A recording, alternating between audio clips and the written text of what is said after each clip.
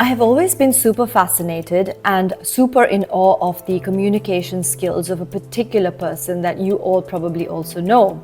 Her name is 𝗬𝗲 𝗦𝗲𝗲 and she established 𝗬𝗲 Beauty back in 2010. Now, 𝗬𝗲 Beauty started off as a blog and a YouTube channel with makeup tips that quickly gained a lot of followers. 𝗬𝗲 Beauty, if you recall, was one of the first to talk about contouring and baking and all of those lovely things that we all take for granted now in the makeup industry. But I would say 𝗬𝗲 was probably the pioneer of many of these makeup tricks and terms. Her story is really quite interesting because she borrowed $6,000 from her sisters apparently and then set up a false eyelash line that went on Sephora and went completely viral and sold out, etc. Long story short, but as we know, 𝗬𝗲 Beauty is now a very well established and very well regarded brand in the makeup industry. Now, 𝗬𝗲 Beauty was started by 𝗬𝗲 with her sisters, and one of her sisters also set up a perfume line called 𝗧𝗵𝗲. Now, in keeping with the brand's ethos of having great touch points with its audience and having a very direct relationship with its audience, recently 𝗬𝗲 Beauty and 𝗧𝗵𝗲 announced that they would be splitting up, and 𝗧𝗵𝗲 would go its own way and had certain investors coming into 𝗧𝗵𝗲. I guess the first reason is why. Why would you do a split? Perfume is obviously one of the fastest growing segments in the beauty industry. You might be in a position where you want to expand a particular line or bring in other investors who are more like-minded. So for example, those who may be very interested or very invested in the perfume industry but may not be so invested in the cosmetics industry. There is also a certain element of giving up control.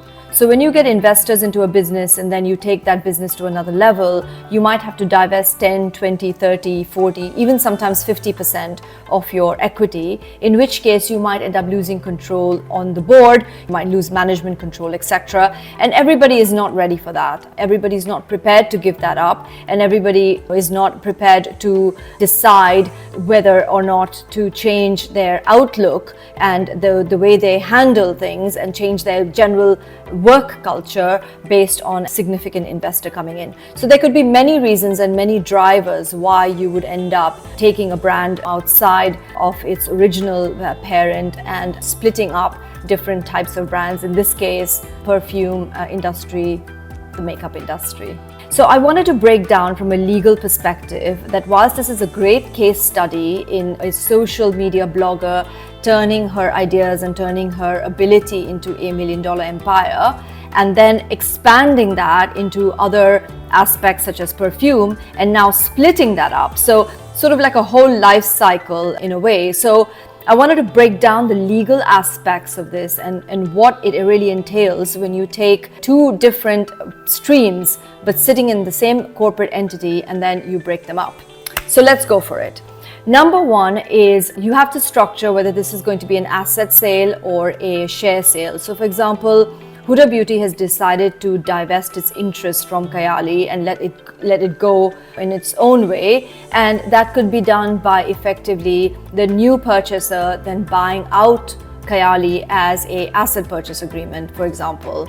The second aspect is obviously to look at any debts and liabilities that might be associated with a particular brand that is being hived out or being taken out. So any banking facilities or any other personal guarantees or any other liabilities that one would need to check out. The other aspects would be related to the fact that there could be a lot of intellectual property assets that are owned by the one entity that held both brands. So for example, these would also need to be assigned by way of assignment agreements and things like that, because trademarks would have to be transferred over to the entity that's obviously selling or promoting that particular brand, as I have talked in earlier videos.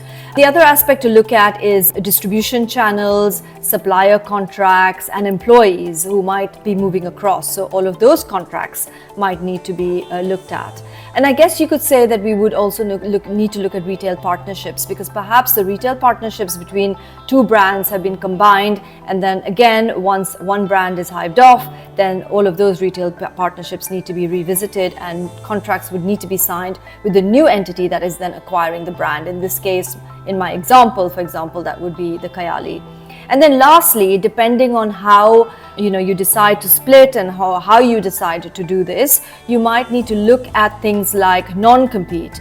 Because what you may not want is the brand setting up the exact same product line in its own company once that particular brand has been hived off. So by this I mean, for example, Huda Beauty then launching another line of perfumes that could potentially compete with Kayali during the time when Kayali is transitioning into its own business and its own company. I'm only giving these as examples because I think it's a great case study to illustrate to you the complexities of splitting up two brands from one company.